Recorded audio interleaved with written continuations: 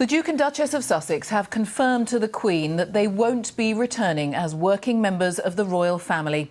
As a result, the couple will now no longer hold the honorary military appointments and royal patronages given to them by the Queen. In a statement, Buckingham Palace said that in stepping away from the work of the royal family, it wouldn't be possible to continue with the responsibilities and duties that come with a life of public service. Prince Harry and Meghan have committed to continue supporting the organisations that they've represented, saying service is universal. Andy Moore reports. Ever since Meghan and Harry moved to North America, their long-term role in the royal family has been uncertain. Last January, they announced they would step back as senior royals and work to become financially independent. There was a period of reflection and assessment on both sides. Now there is a definite breach. Meghan and Harry will no longer be returning to work as members of the royal family. The news about their future comes ahead of an interview to be broadcast next month with Oprah Winfrey, and only days after the couple announced they were expecting a second child.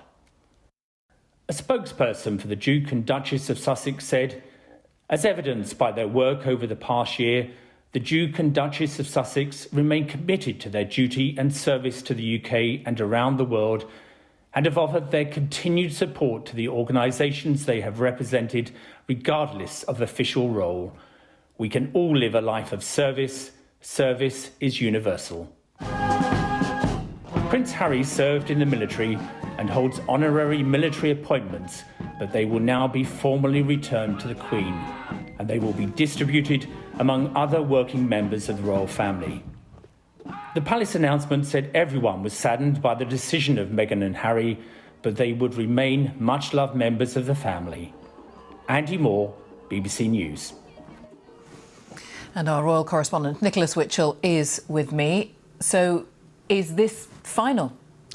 To all intents and purposes, yes. The breach is complete, and for the foreseeable future, it is final, Jane. And, you know, I sense a real sense of exasperation in these statements on both sides. The statement from Buckingham Palace issued at midday, after a conversation with the Duke of Sussex, the Queen has written confirming it is not possible to continue with the responsibilities and duties that come with a life of public service. There's almost an unspoken sentence which doesn't appear in the statement after that. A life of public service like I have led, like my husband has led at the age of nearly 100, like the rest of your family continue to lead, but which you have decided to opt out of. Of course, they're saddened, as the statement says. They're deeply disappointed, I think, that this is how matters have turned out.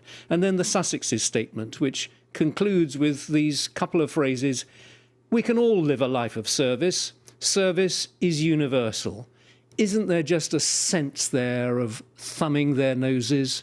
Don't tell us how to lead our lives. So I think on both sides, Harry, I think, will now perhaps finally realise the implications of the decision that they have taken, that it is not possible to do both, to have one foot in the royal family and another foot outside.